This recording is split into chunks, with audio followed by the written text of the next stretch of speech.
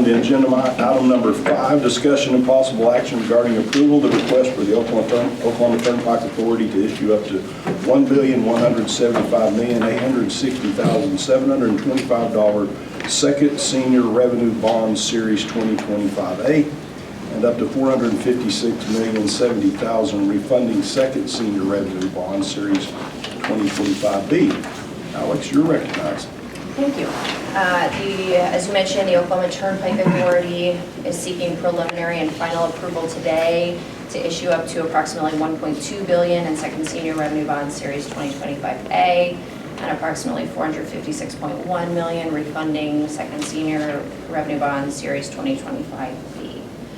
As outlined in the meeting materials, the Series A bonds will fund capital costs associated with the OTA's Access Program, which also includes reimbursement of previously authorized capital expenditures, a deposit to the reserve account, and capitalized interest and the payment of cost of issuance on the 2025A series. You can walk through those in the cash flows that are included in your meeting materials. Proceeds from the Series 2025B bonds will be used to refund all or a portion of the authority's outstanding Series 2017 A bonds and to pay the cost of issuance related to that. With this refunding, they will be utilizing a forward delivery refunding structure wherein OTA will sell the bonds at a set price on a specific date pursuant to a forward delivery purchase agreement, but the bonds will not be delivered until a later date, currently planned for October of 2025, as discussed in your memo. The current cash flows that are included there, you'll see estimate savings at 5.35% of refunded par, or just shy of $13 million, so good savings there. In terms of approvals, on November 7th, the OTA board approved a resolution authorizing the issuance of the proposed bonds, as well as a resolution directing the submission of an application to the Council on Oversight for consideration here today. As we've talked about before, the authority received validation of the bonds by the Oklahoma Supreme Court on August 1st of last year. And while a petition for rehearing was filed shortly thereafter, the Oklahoma Supreme Court denied that request on September 25th of last year. OTA competitively selected the financing team, and if approved today, will request ratings on the bonds, which are currently rated at AA- by Fitch and S&P, and AA3 by Moody's, all with a stable outlook, and they will target an issuance at the end of January if approved today. Your meeting materials include a summary of the authority's outstanding debt, as well as historical and projected debt service coverage ratios, which are more than sufficient. You'll see you have 6 recommended conditions in your meeting materials should you wish to move approval. And I would note that there are representatives here from the authority today, as well as their financing team, if you have questions for them. Very good. Someone's here from the authority. I have a couple of questions I'd like to ask. It looks like the current savings are good. The refunding looks good. Can you tell us how you made the decision to proceed with those forward delivery refundings as far as that process for due diligence?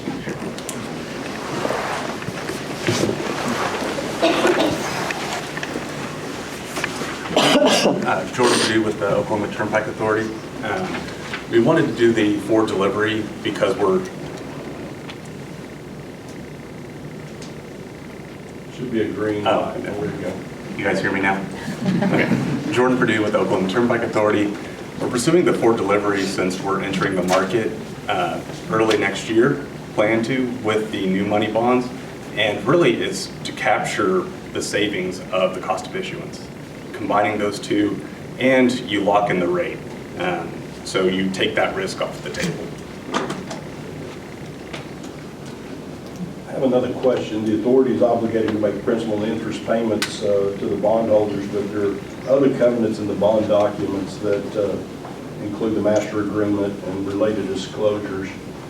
Has OTA been in compliance, and can you speak specifically to section 715 of the master trust agreement that's been, it has to do with the estimated turnpike revenues in the 5th bond year after project completion? Yes, thank you for the question, Mr. Treasurer and Council.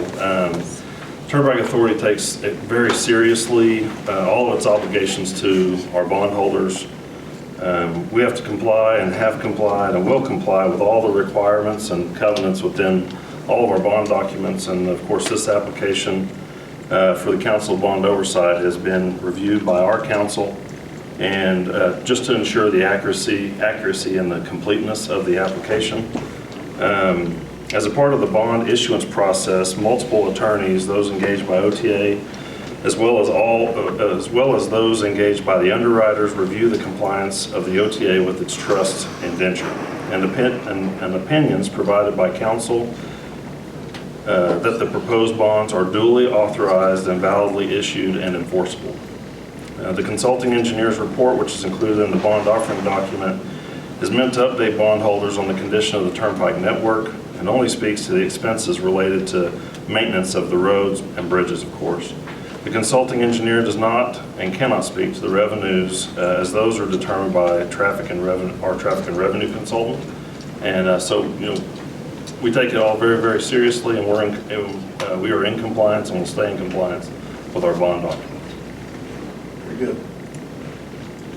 Any questions from the members? I have a question back on the refunding, Jordan. So I understand the combining of the cost of issuance by entering this forward delivery agreement. And that was a very good question, by the way. But before you said that, I was thinking, well, aren't the interest rates expected to decrease over the next year? And what benefit really are you receiving by locking into a interest rate in January? It's very hard to project interest rates out almost a year when that would become a current refunding. We feel that it is a prudent measure to do this. There are savings, and if for whatever reason the market shifts negatively, we are more than capable of removing that the 2025B from the transaction as a whole and reevaluate that. Right now we're about a little under half of the 2017s that we're able to refund that are in the money, and so we're going to continue to monitor that. And if it goes up, that's great. That's more savings, and if it goes down, we're just going to take what we can get for the savings. And it's all dependent on market conditions on the day of pricing. Right, certainly 12 million and 5.35% are both very good savings. Yeah. But you do have the flexibility to, if the market shifts in your favor, you do have the ability to evaluate that. Absolutely. And Alex and her team are very involved in this process. They review all the same documents that we're reviewing, especially when it comes to the pricing as well. Any other questions, members? Mr. Treasurer, point of order. Is there, the council doesn't care to have any discussion of the possible need to table this matter in as much as the Attorney General called for the investigative audit by the state auditor, which remains ongoing, the investigative audit of the OTA. And the finance man for the OTA just acknowledged that this second tranche, the one that's 456 million, can easily be pulled next fall, depending on market conditions at the time. Can you state your name? Richard Labard. Richard, I appreciate your concern, but we're not open to public comment, so I can't really answer that. That's unfortunate. Seeing no further questions from the committee, do I have a motion?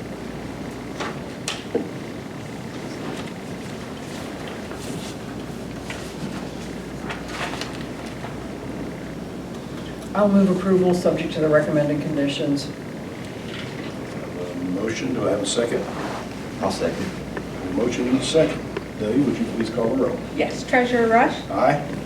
Mr. Whitworth? Yes. Mr. Taylor? Yes. Ms. O'Connor? Yes. Thank you very much. Motion passes.